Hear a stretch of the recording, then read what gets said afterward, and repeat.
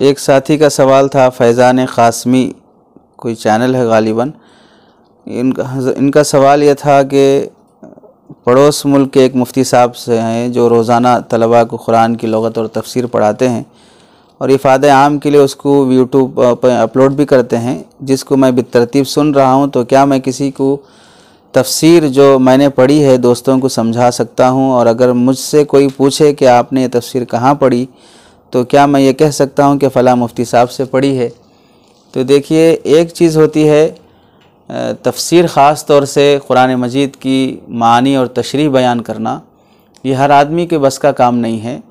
ये बहुत ही मेहनत तलब और बहुत ही एहतियात के साथ बोलने वाली चीज़ है। जो मुफ्ती साहब पढ़ा रहे हैं उनको तो ये हक़ हासिल है, उन्होंने पढ़ा है और उनको पढ़ाने की वो अथॉरिटी हासिल है, सनद याफ्ता हैं, इसकी बिल्कुल गुंजाइश है।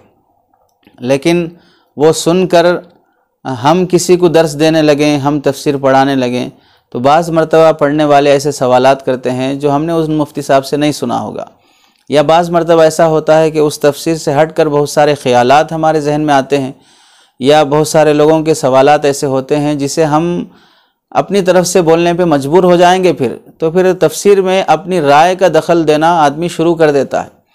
और फिर जब हम शुरुआत में एक क्लास की शक्ल में पढ़ाना शुरू करेंगे तो 2-4 ही बच्चे होंगे, लेकिन अगर हमारा अंदाज़ अच्छा रहा, बोलने का सलीक़ा रहा, लोग मुतासिर हुए, तो एक जमात और एक ग्रुप बनती जाएगी। तो अपना भी एक मकाम और अपना एक स्टेज जब बन जाएगा तो फिर आदमी अपनी हैसियत बाकी रखने के लिए और अपना इज़्ज़त और वक़ार क़ायम रखने के लिए कुछ बातें अपनी तरफ से भी बोलना शुरू कर देता है जो शरान दुरुस्त नहीं होती हैं।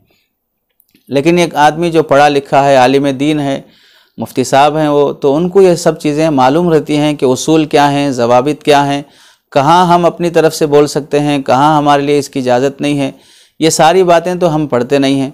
और फिर तफसीर का इस ज़माने में मुस्तकिल एक शोबा है। दारुल उलूम देवबंद में आदमी तालिब इल्म आलिम होने के बाद फिर मुस्तकिल तखस्सुस फ़ी तफसीर में दाखिला लेता है। वहाँ बैज़ावी वग़ैरह मुस्तकिल उसूल तफसीर पढ़ाए जाते हैं कि इस ज़माने में हमें आजकल जो हर बंदा एक तरह का शौक़ चल पड़ा है कि चंद आदमी बैठ के अपनी तरफ से आयतें पढ़कर तफसीर करना शुरू कर दिए हैं, उस तरह का एक माहौल चल पड़ा है। और उससे काफ़ी नुकसान ख़ुद का भी होता है, दूसरों का भी होता है कि अल्लाह के नबी ने फरमाया जो कुरान के बारे में अपनी तरफ से कुछ कहेगा तो वो चाहे सही भी कह रहा हो फिर भी उसने गलत किया, ऐसा नहीं करना चाहिए। तो जिन मुफ्ती साहब से आप तफसीर पढ़ रहे हैं या सुन रहे हैं, बड़ी खुशी की बात है, मुकाबिल मुबारकबाद है। उम्मत में जो कुरान फहमी का मिजाज ख़त्म हो गया है, बहुत अच्छी चीज़ है कि कुरान समझने पर उम्मत आ रही हो और आप वक्त फारिग कर रहे हों। जितना आपने पढ़ा या समझा है आप अपनी फ़ैमिली को समझाइए, बच्चों को समझाइए। अपने हद तक या अपनी फ़ैमिली के हद तक आप उसे इस्तेमाल करते हैं तो बहुत अच्छी चीज़ है, उसका फ़ायदा है। और उसमें बाज़ बातें ऐसी हैं जिसमें जितना आपने पढ़ा है उतना ही आप दूसरों को बता देते हों, गुंजाइश मालूम होती है। उससे ज़ायद अगर आप उसे मुस्तकिल क्लास की शक्ल आप देते हैं तो फिर ये नहीं करनी चाहिए कि आप अपना एक बैच बना रहे हों, आप टीचर बन के पढ़ाना शुरू कर रहे हों।